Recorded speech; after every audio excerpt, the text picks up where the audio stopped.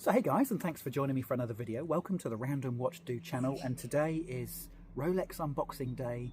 Yes, I have acquired myself another Rolex, and I wanted to give you a little bit of a backstory. I'm just going to do a quick kind of box opening on this occasion before I do a full and thorough review. You know I like to do a full and thorough review of new watches as and when, and I will do that, but I just wanted to do a quick unboxing today, and it's actually really poignant because for those of you who have been following my channel for a little while, you'll know that about 3 or 4 months ago I got the call for a Rolex model that I've been kind of really obsessing over, I suppose. As you do when you decide which Rolex model you really want, you start to obsess over it and you get yourself put on the list. You go and see the AD, you know, and if you've got a relationship, you know, that helps, but you know that you're going to wait. You know that if it's a decent Rolex, it's probably very desirable. Lots of other people want it too, so you're going to wait for it. And I've been waiting for this particular model since it was released, actually. After it's a very recent release. It had been released, I think, at Watches and Wonders in April, not the last one, but the one before. So it's about 18 months ago, maybe less than that. It's a fairly new model. And as soon as I saw it, I was like, I want that. I want that. And so I put myself on the list. Now, what happened was about 4 months ago, I got an email from the Rolex authorized dealer that I was on the list with for this watch. Mark, it's here. Would you like to come and pick it up? I mean, these are the words that when you get these words in an email or text from your Rolex authorized dealer, you're like a rat up a drain pipe. You know, you can't wait to get in your car and motor over there and drop your money down and put that beautiful Rolex that you've been aspiring for ages on your wrist. Anyway, quite the opposite happened. Quite the opposite happened because I was actually, unfortunately, I was in a situation where I was literally 3 days away from having surgery to repair my ruptured Achilles tendon. My whole leg was in a cast. It had been for 2 weeks whilst I was awaiting surgery. And to be quite honest with you guys, I wasn't in a very good, happy spot. I was in quite a dark place because I knew how much I had in front of me, not just the surgery, but just the recovery and the rehab. It's getting over Achilles tendon surgery is a 6 to 12 month process, and I wasn't really looking forward to it. So here I am, I get the email, I'm 3 days away from surgery, I'm in this dark place, and long story short, guys, I actually very politely declined. The reason I declined was not because I couldn't afford it, not because I couldn't have possibly sent my wife in to go and pick it up, because at this time I'm on crutches, I can't walk, and I certainly wasn't going to go in there on crutches in the in the mental position I was in at the time. So I made the decision to decline, and I expressed my regret, you know, to the Rolex authorized dealer about having to decline. And I said, look, I really want to be in a position where when I do get this watch, it's got really, really positive memories attached to it. And I've made videos about this in the past. It's like, you know, for me, the watches that stick in my collection, the watches that really mean something, are watches that have good, positive, strong memories attached to them. Watches that you take on holiday, maybe the watch you got married in, maybe the watch that some of you might got divorced in, made you very happy.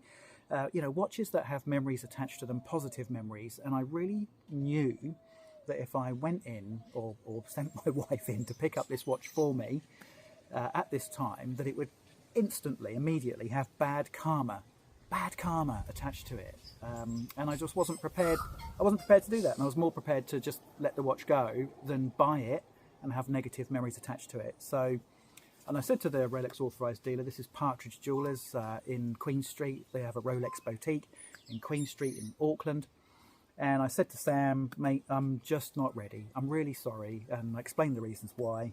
And I said, I really want to be in a position when I come and get this watch that I've had my surgery, I'm in rehabilitation, things are going well, I can walk, and I want to be able to walk in, and I want to be able to sit there with you, have a cup of tea, and you size that watch on my wrist, you know?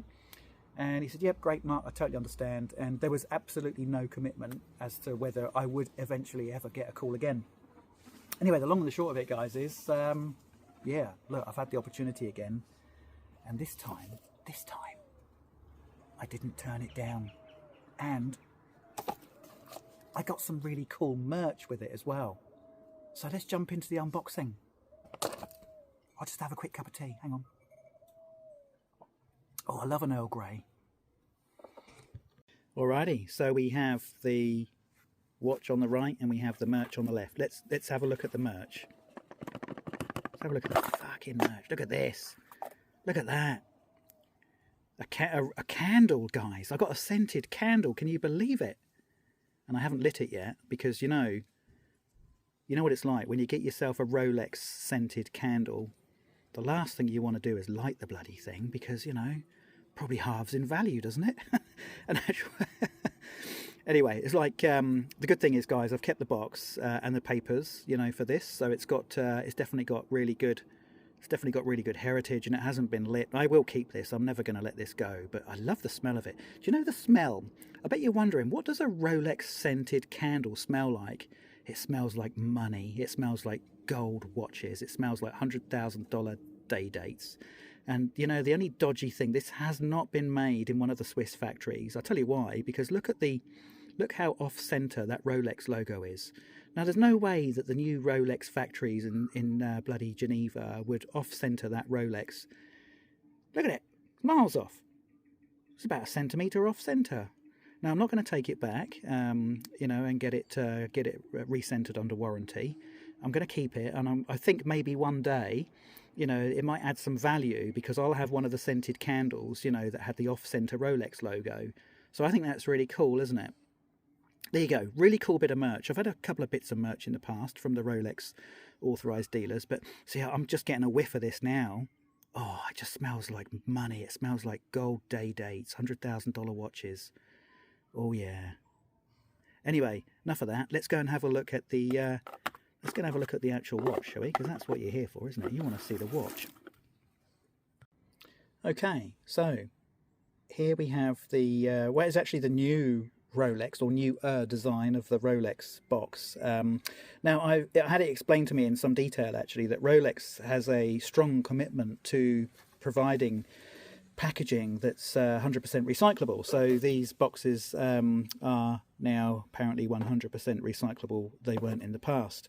Now, the interesting thing is, this is the new warranty card. Now, this warranty card is not made out of plastic. It is made out of wood. And it has a chip in it still, because newer warranty cards of Rolex origin have a chip in them. So very, very difficult for you to obviously counterfeit the cards if it's got a chip in it, which is very specific to the watch, details the serial number, and will relate back to the Rolex website. These cards now are made out of wood. It's quite remarkable, isn't it? So, you know, I feel really, really satisfied that despite the fact that I've had to drop a shitload of money on a luxury watch, I am doing my bit for the environment by buying from a manufacturer that insists on using 100% recyclable packaging. Anyway, you want to see the watch?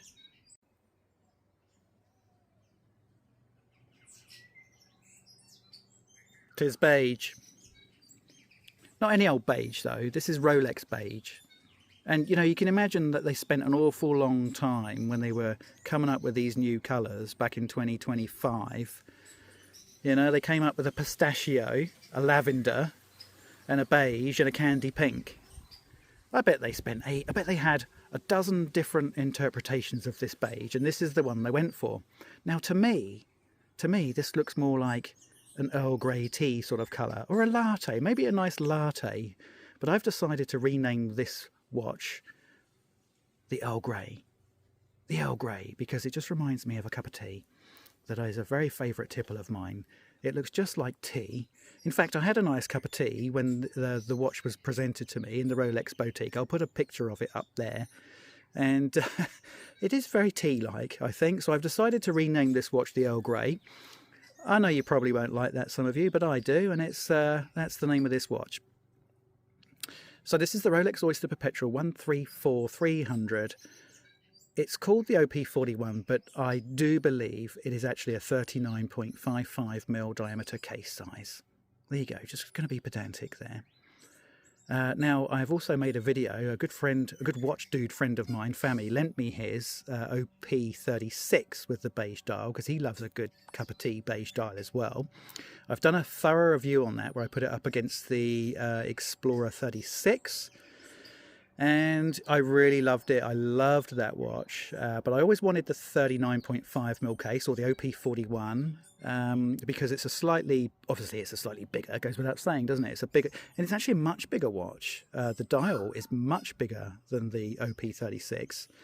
It's got a 21mm lug width as well. Now, what's interesting about this is the bracelet feels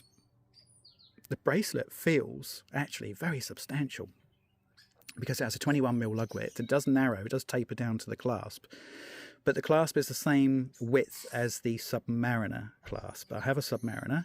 I have put these watches side to side, and do you know what? The dial on this is considerably larger than Submariner dial. How about that?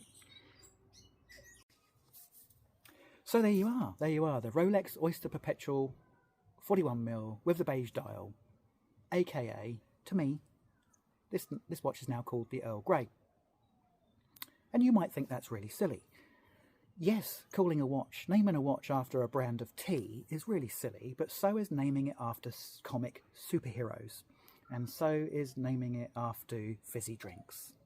So I'm naming this one. If you can name a GMT Master 2 after a fizzy drink, I'm jolly well going to name this one after a cup of tea. Thanks for watching, guys, and I look forward to seeing you on the next one. Cheers.